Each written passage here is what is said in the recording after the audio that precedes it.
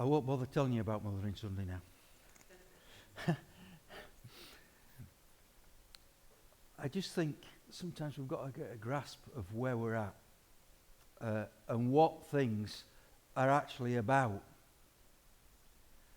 and who we should care for. I know it's become Mother's Day, and I know that there are people here who are not mothers but are mothering, and that includes male and female. Mothering is about caring, not about a gender. And so if, when we're finished, you feel that you've been mothering, come and get one of these, because it's important. It may be that there's somebody other than your mother that's mothered you. And that may be a man, it may be a woman, I don't know. Come and take one, give them it. That's fine. It may be even somebody younger than you. But mothering is about caring.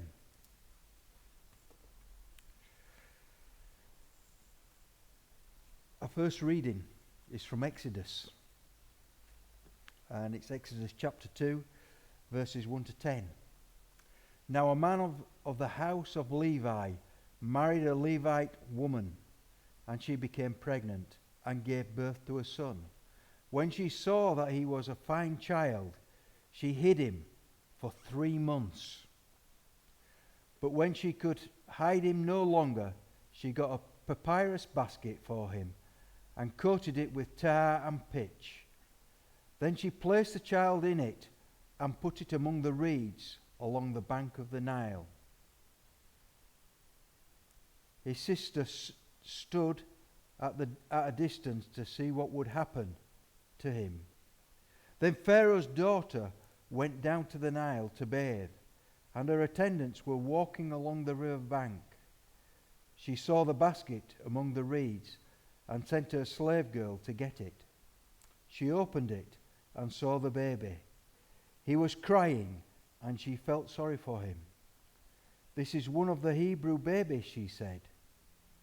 Then his sister asked Pharaoh's daughter, "Shall I go and get one of the Hebrew women to nurse the baby for you?" "Yes, go," she answered, and the girl went and got the baby's mother. Pharaoh's daughters said to her, "Take this baby and nurse him for me, and I will pay you." So the woman took the baby and nursed him. When the child grew older, she took him to Pharaoh's daughter, and he became her son. She named him Moses, saying, "I drew him out of the water." Moses, how many mothers did he have? 2. For sure. Pharaoh's daughter would have felt that this was a gift from the gods, because he was in the Nile, and the Nile was sacred. So this basket holding a baby would have been a gift from the gods to Pharaoh's daughter. Whether it was that she recognized he was an Hebrew child or not didn't matter. Because by rights, Moses should have been put to death when he was born.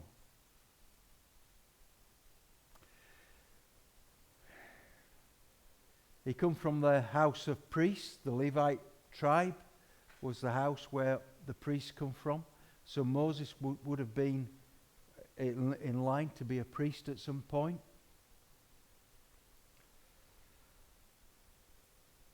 And so this child that was lovingly loved by his birth mother, because she hid him from the guards and everybody else for 3 months. I don't know about you, but if you've ever listened to a little baby, how you manage to hide a baby for 3 months is beyond me. But she managed to do it. Then, when she couldn't do it any longer, she sacrificed her child, hoping, above all hopes, that somebody else would take him on. And praying, I'm sure, within that. But she put him in the river and into the reeds so that he'd be where Pharaoh's daughter came down to bathe. But then you get the other motherly instinct of Pharaoh's daughter when she opens the basket and sees this baby crying, and her heart goes out to him. And she suddenly accepts this child as her own and sends for somebody to nurse him, because she knew that she wasn't in that position to be able to nurse this child. And isn't God good? Because there's Moses' sister going off to find the person that can nurse him. So both mothers had an opportunity in Moses' early life. We don't know at what age Moses was taken back to Pharaoh's daughter. But she took him in as her own son. That's mothering. That's caring. One from the mother that had to give up a son at great cost. And two, from a mother that was willing to take on a child, as far as she knew or knew, had no mother or didn't know who the mother was. She was just willing to take on the child. And it's so important that we get a grasp of what Pharaoh's daughter was doing. I don't know about you, but I've had mothers all over the place. I've got my own mum, but I've had mothers all over. Wherever I've gone, I've ended up with a mother, somebody looking after me.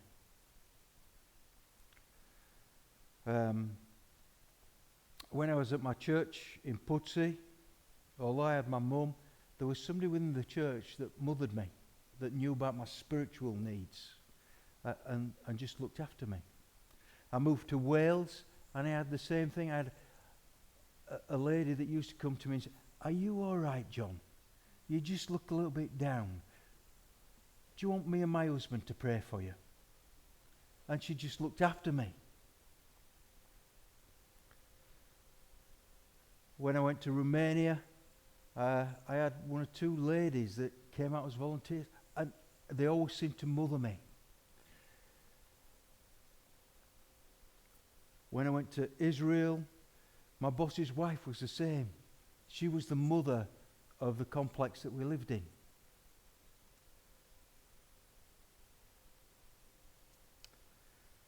In Pudsey, I had a lovely lady called Mary. And she would mother me, but she was strict. You know, mothers are always lovey-dovey. You know, the mother in Wales sort of was the one that sort of come to me and comforted me. Mary was the one that said, "Are you sure you've got that right, John? If you do this, you could do it better." But also, on the other hand, if she saw that I was down, she said, "John, what's wrong? How can we put it right?"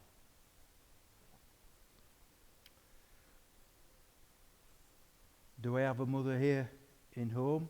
I think I do. Somebody that says to me, "John, you need some time off. You need to make sure you're looking after yourself. We want to make sure you're right." But people, it's about caring for people that are not your own children sometimes. That's why I think Mothering Sunday is so important, like going back to your own church, your original church, where you became part of the kingdom. but we also need to get a grasp of what it can entail. So we look in Luke chapter 2, verses 33 to 35. The child's father and mother marveled at what was said about him. Then Simon blessed them and said to Mary, his mother, "This child is destined to cause the falling and rising of many in Israel, and to be a sign that will be spoken against, so that the thoughts of many hearts will be revealed, and a sword will pierce your own soul too."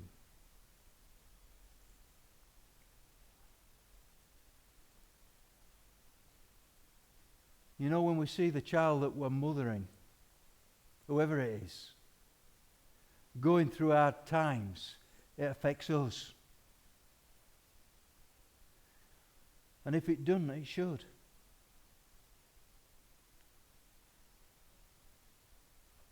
Mary saw her own son go to the cross and be pierced. And I'm sure as much as Jesus was being pierced on that cross, Mary would have felt that. It would have been like a sword to her own heart. Not only when seeing him pierced, but what had gone on beforehand. The crowd shouting against him, "Crucify him." Being a mother is not all joy. Sometimes we get that pain and hurt and anguish that goes with that. I know my own mum struggled every time I went away to work abroad. She found it difficult. What she found even more difficult is that quite often when I were abroad, Mother's Day were on a different day to what it is in this country. And so I forgot about it until the Mother's Day in that country, by which time it was too late. But pain and anguish goes with that. Did my mum get angry with me because I'd missed Mother's Day? No, she didn't. She still loved me. She may have made a comment, but there was no anger. Why? Because she had that love and that mothering instinct.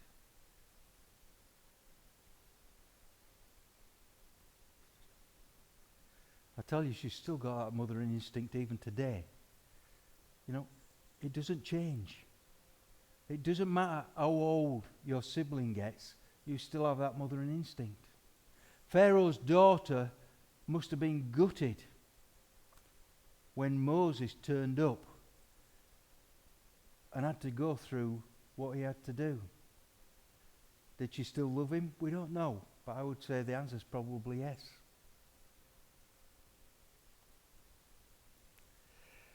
But where are we at as a church family? Are we ready to mother those that are lost? Are we ready to bring in those that nobody cares for?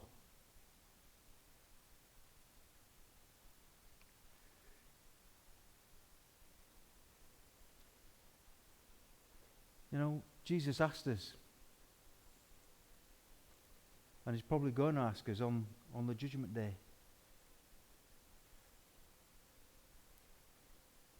When did you see me hungry and feed me? When did you see me in prison and come and comfort me? You know, these are the things that we're going to get asked. That's about mothering, caring. We need to care for each other.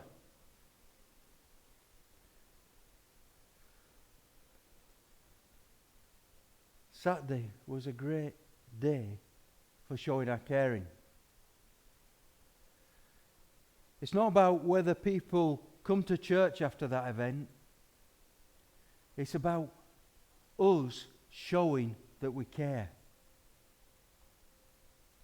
It's about us showing that there is love and caring within our church.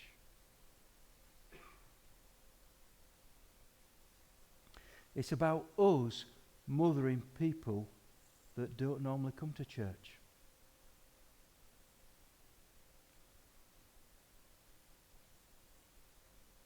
It's the in rather than the out. It's the place at which we start to reach people.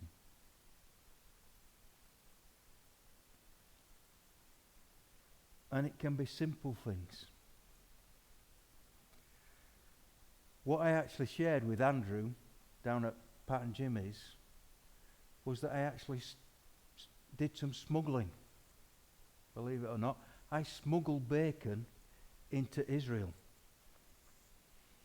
And you may think, that's not a big deal. Smuggling bacon and pork into Israel is a big deal. We did it because we wanted to give our volunteers something special on Christmas Day. We wanted to give them a bacon sandwich just to remind them of home. And so every time the staff went off on furlough, they each brought 2 packs of bacon back in their luggage. Might not have been right, but that's what we did. But gave me an inroad to talk to Andrew. To tell him that this John, that's supposed to be a pastor, is not perfect. He still does things that are a little bit dodgy. He still makes mistakes. He's not perfect. And sometimes people need to know that we're not perfect. Because as much as I love my mum, my mum, even when she listens to this, she'll probably tell me off later, my mum is not perfect. But I love her because she's my mum. People need to know we're not perfect because that's how we show love. That's how they can understand us more. And sometimes we try to put on this persona that we're totally forgiven, so we're perfect. And people out there get hold of this and say, well, people that go to church should be perfect. There should be nothing wrong with them at all. Otherwise they're being hypocritical. Well, I'm an hypocrite. And if you take me to a church where there's anybody that cannot put their hand up to being an hypocrite, then I'll tell you I'm in the wrong church. Because they need to realize there's something different. We are not perfect, but we have a God that loves us, that gave us an earth to mother us and to look after us if we look after it.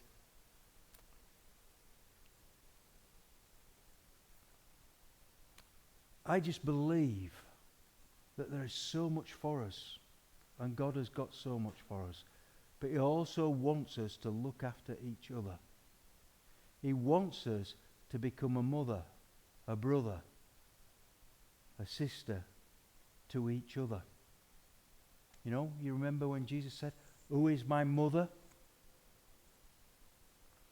And I'm sure poor Mary would have felt gutted.